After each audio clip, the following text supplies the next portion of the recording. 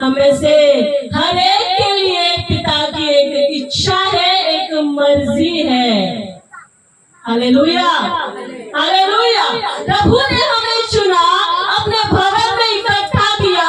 इसलिए नहीं इकट्ठा किया कि हम बहुत अच्छे थे, बहुत धर्मी थे और बहुत ही हम ज्ञानी थे। हालेलुया। परमेश्वर ने अपने हमें इकट्ठा इसलिए किया, हमें संसार से अलग किया। कब? जब हम गुनाह में थे, है ना? जब हम गलतियों में थे, हम पापों में थे, तब वचन में लिखा प्रभु की नजर हम पर हुई और उसने अपनी दया के द्वारा हमें छुड़ाया और हमें माफ किया और हमें उन सारी गंदगी में से हमें बाहर निकाला। प्रभु क्या कहता है?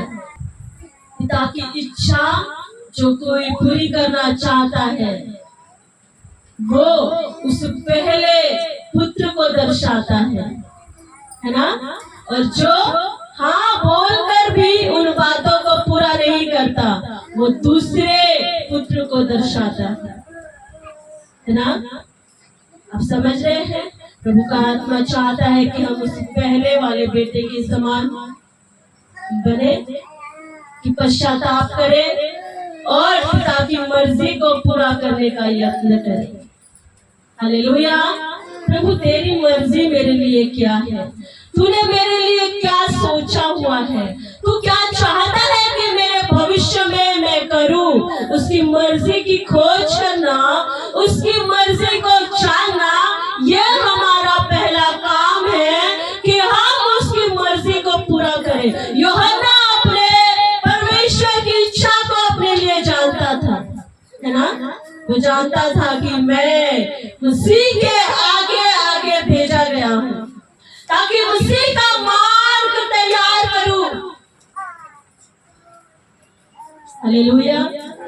यीशु मसीह अपने लाइफ के उद्देश्य को, परमेश्वर की इच्छा को जानता था कि मुझे पिता की मर्जी पूरी करना है, मुझे क्रूस पर बलिदान होना है। हालेलुया।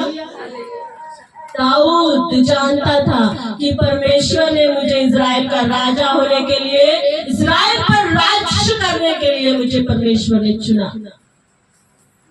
हालेलुया। हमें भी जरूरी है कि हम परमेश्वर की मर्जी को पूरा करें। पूरा तब करेंगे जब हमें पता होगा। हालेलुया। हमें पता नहीं कि हम हमारी लाइफ के लिए परमेश्वर की मर्जी क्या है, लेकिन प्रभु का आत्मा आज हमें क्या कहता है कि वो व्यक्ति जो पश्चाताप करे वो परमेश्वर के राज्य में प्रवेश करे।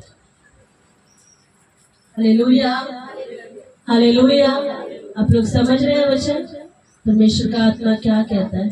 अगर आपके हृदय पश्चाताप से भरे हुए हैं ना, अगर आज हम परमेश्वर को ढूंढने के यत्न में है, उसकी मर्जी को पता करने के यत्न में है, तो परमेश्वर के वचन में लिखा जो कोई ढूंढता है वो पाता है। तो हमें क्या ढूंढना है?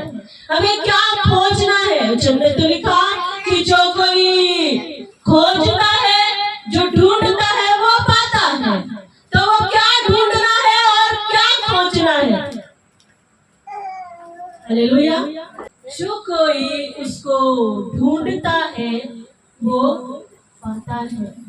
उसके खोजी बनकर जो कोई उसको खोजता है वो उसे पाता है। वचन में लिखा ढूंढो तो तुम पाओगे। अपनी लाइफ के लिए परमेश्वर की मर्जी को खोजना।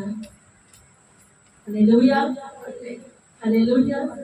आज मैं क्या करूं? पूरे लाइफ टाइम के लिए नहीं, लेकिन आज मैं क्या करूं? परमेश्वर आज तो क्या चाहता है कि मैं तेरे लिए करूं? आमीन, आमीन। वचन में क्या लिखा? वो जो कुछ अपने आप को समझते हैं उन्हें परमेश्वर ने अलग ठहराया, और जो अपने आप को शून्य करते हुए प्रभु के सामने झुकते हुए अपने आप को प्रभु के सामने समर्पण करते हैं, प्रभु उन्हें ऊंचा करता है। आमेन, आमेन, आमेन।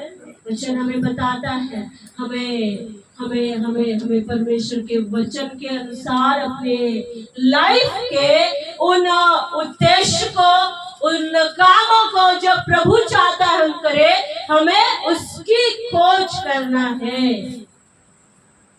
Hallelujah, hallelujah. हमारी एक चीज गुम हो गई, हम कितना उसको खोजते,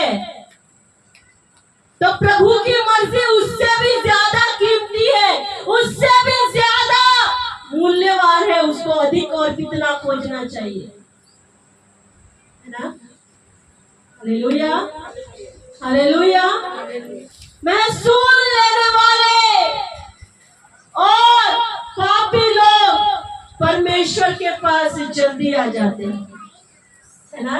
क्योंकि उन्हें माफी की जरूरत है। वो जानते हैं कि उन्हें माफी चाहिए, वो विश्वास कर लेते हैं। लेकिन जो अपने आप को कुछ समझते हैं, उन्हें बड़ा टाइम लगता है ना? यीशु मसीह ने कहा उस व्यक्ति के विषय में, क्या कहते हैं कि प्रभु मैं अनंत जीवन पाने के लिए क्या करूं, है ना?